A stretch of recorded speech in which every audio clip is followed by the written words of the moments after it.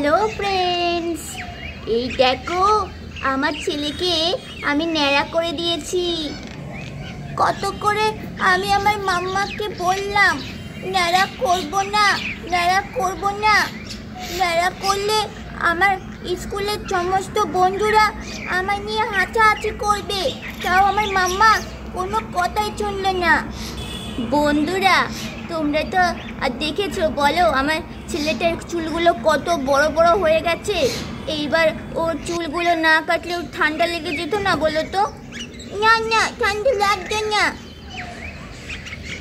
ও বৌমা, বৌমা কই বুচুকে জামা কাপড় পরিয়েছো? হ্যাঁ মা, আপনার নাতিকে আমি স্নান করিয়ে ভালো জামা কাপড় পরিয়ে কপালে টিপও দিয়ে দিয়েছি। আর যাক বাবা, দাদু ভাই ঠিকটা পরিয়ে দিয়েছো বৌমা, ভালো করেছো। নাহলে ওকে নিয়ে এখন আমি গ্রামে ঘুরতে যাব, কার নজর লেগে যাবে তার ঠিক নেই। এমনিতেই আমার নাদুস নুদুস দাদু ভাই। বাবা ঠাম্মি, ও ঠাম্মি, খুব হাওয়া দিচ্ছে তো, মনে হচ্ছে ঝড় হতে পারে। এখন তো ঝড়ই হচ্ছে রোজ রোজ। তাড়াতাড়ি আসো, আমরা তো গ্রামে যাব, ও গ্রামের বাড়িতে গিয়ে অনেক খেলা করব।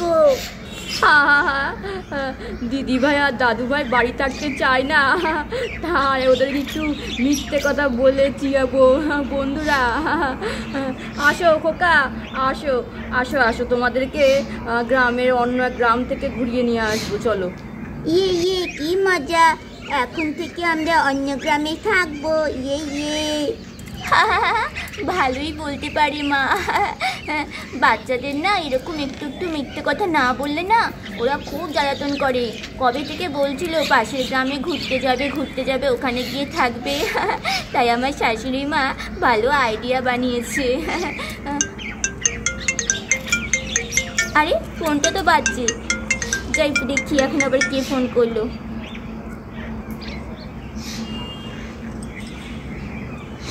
হ্যাঁ রাম, বলো কি খবর? এখন হঠাৎ ফোন করলে যে? রাধা বৌদি, রাধা বৌদি, একটা বড় বিপদ হয়ে গেছে রাধা বৌদি। বিপদ? কি বিপদ হয়েছে? রাধা বৌদি তোমাকে আমি কি করে বলবো, আমি তো বুঝতেই পারছি না। আরে আমাকে বলে ফেলো, কি বিপদ হয়েছে, কার কি হয়েছে? হ্যাঁ, বুচির বাবা ঠিক আছে তো? রাধা বৌদি আমি আরে কি বলছো, সে কি বলো? বুচির বাবা ঠিক আছে তো? তোমরা তো একসঙ্গে মাঠে কাজ করছিলে, বাবা ঠিক আছে তো? শ্বশুর মশাই ঠিক আছে তো? আরে রাধা বৌদি শ্যাম দাদা। কি হয়েছে বুচির বাবার? রাধা বৌদি শ্যাম দাদার মাথা ফেটে গেছে, অ্যাক্সিডেন্ট হয়েছে। রাধা বৌদি কথা বলো, রাধা বৌদি কথা বলো। আরে কি হয়েছে? রাধা দিদির চেঁচানোর আওয়াজ পেলাম মনে হলো। রাধা দিদি কি হয়েছে তোমার? রাধা বৌদি কথা বলো। আরে কে ফোন করেছে দেখি? Hello Pushpa, hello Pushpa.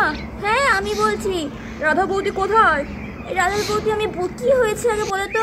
রাধা দিদি তো এরকমভাবে কেমন যেন জড় পদার্থের মতো পড়ে রয়েছে। কি হয়েছে? রাধা বৌদিকে তুমি সামলাও, কারণ পুচির বাবা মানে আমাদের শ্যাম দাদার অ্যাক্সিডেন্ট হয়েছে। হ্যাঁ কি বলছো দেখি তুমি? হ্যাঁ পুষ্পা, অ্যাক্সিডেন্ট হয়েছে। তাড়াতাড়ি তুমি রাধা দিদিকে আর বাড়ির সবাইকে ডেকে নিয়ে আমাদের গ্রামীণ হাসপাতালে চলে এসো। হ্যাঁ আচ্ছা ঠিক আছে, আমি এক্ষুনি আসছি। শ্যাম দাদা এখন কেমন আছে?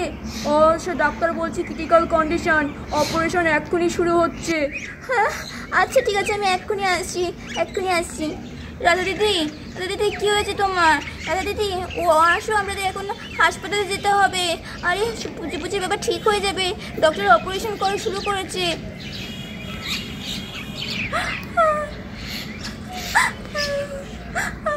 পুষ্পা কেঁদো না রাধা দিদি, আমাদের এক্ষুনি বেরোতে হবে, সব ঠিক হয়ে যাবে। আরে পুচিটাও তো বাড়িতে নেই। আরে মা তো ওদেরকে ভুলিয়ে ভালিয়ে কোথায় গেছে কে জানি বাবা ওদের নিয়ে। এক্ষুনি তো মাকে জানাতে হবে, তো মাকে একটা ফোন করে দিই। পুষ্পা কিন্তু না দাদা দিদি, সব ঠিক হয়ে যাবে। তুমি ভগবানকে ডাকো, আমি মাকে ফোন করি, বলি বুচু পুচিকে নিয়ে গ্রামীণ হাসপাতালে চলে আসতে এক্ষুনি। হ্যালো হ্যালো শাশুড়ি মা। হ্যাঁ বৌমা বলো। কোথায় আপনি? আরে বৌমা, জানো না পুচু পুচি কখন থেকে বায়না করছে অন্য গ্রামে গিয়ে থাকবে, তার জন্য ওদের একটা ভুলভাল জায়গায় আমি নিয়ে এসেছি। আরে মা ওইসব ছাড়ুন। আপনার বড় ছেলে শ্যাম দাদা, ও খুব অসুস্থ, অ্যাক্সিডেন্ট হয়েছে, মাথা ফেটে গেছে, রক্ত বেরিয়েছে, ডাক্তার এখনই মাথা সেলাই করছে। তাড়াতাড়ি আমাদের গ্রামীণ হাসপাতালে যেতে হবে। বড় বৌমা, কি হয়েছে? আমার চোখে কি হলো? আরে মা আপনি আপনি তাড়াতাড়ি চলে আসুন। আপনার বড় বৌমা চোখে পাথর হয়ে যাচ্ছে, কান্না করছে খুব। আপনি আর কথা বলার সময় নেই আমার, আপনি তাড়াতাড়ি হসপিটালে চলে আসুন। রাধা দিদি খুব অসুস্থ হয়ে পড়ছে, আমি রাখছি। ও রাধা দিদি, রাধা দিদি কথা বলো। রাধা দিদি এরকম করলে হবে না, তাড়াতাড়ি কথা বলো, আমাদের এখনো হাসপাতাল যেতে হবে। তুমি অসুস্থ হয়ে গেলে আমরা কি করে হাসপাতালে যাব? ও রাধা দিদি। পুচু পুচির বাবা মনে হয় আর বাঁচবে না পুষ্পা। আরে রাধা দিদি এমন কথা মুখে এনে না। আরে ঠিক হয়ে যাবে সব কিছু, তুমি আসো, তুমি আসো, শিগগির আসো, ওঠো আস্তে আস্তে। চলো ফোনটার ব্যাগটা নিয়ে তাড়াতাড়ি হাসপাতালে পৌঁছাতে হবে আমাদের এখন।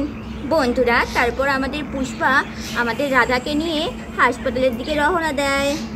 আরে আরে বন্ধুরা দেখো, আমাদের রাধার স্বামী মানে আমাদের বুচু পুচির বাবার কি অবস্থা।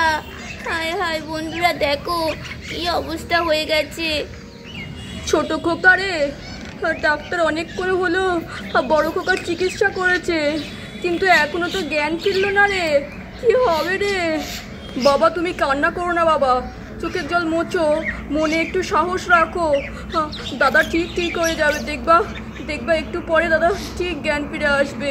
যখন দেখবে রাধা বৌদি বুচু পুচি সবাই এসছে, দেখবে দাদার ঠিক জ্ঞান ফিরে আসবে।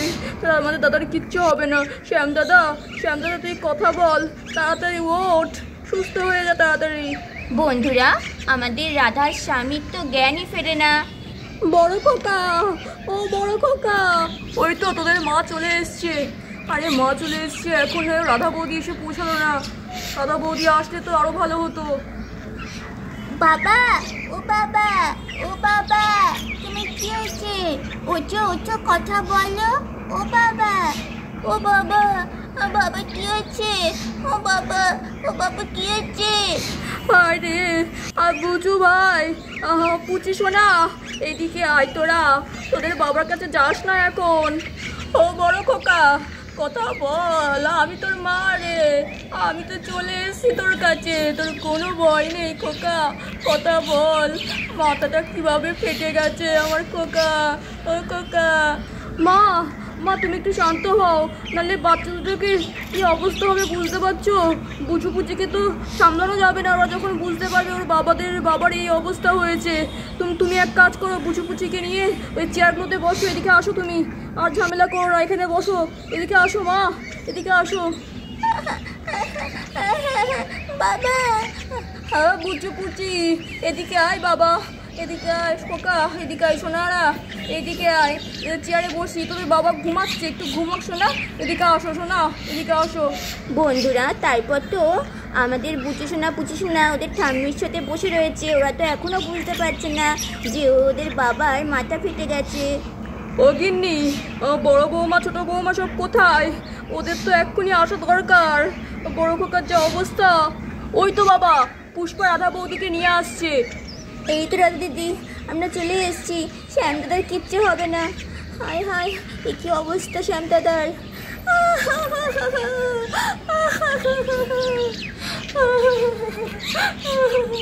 বুচু পুচির বাবা, বুচু পুচির বাবা তুমি কথা বলো, আমি চলে এসেছি তোমার কাছে।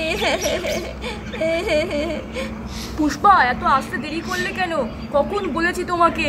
আর সত্যি তুমি না একটা কাজও ঠিক করে পড়তে পারো না। আরে আমি শাদিকে দেরি করেছি। রাধা বৌদি রাস্তায় আস্তে আস্তে কতবার অসুস্থ হয়ে গেছিলো তুমি জানো। আর তারপর এখানে এসে শ্যাম দাদা কোন ঘরে ভর্তি আছে সেই রুম খুঁজতে খুঁজতে পাগল হয়ে গেছিলাম আমি। আর এই সব কিছু সামলে আসতে তো টাইম লাগবেই বলো। কিন্তু কিন্তু ডাক্তার কোথায় এখানে?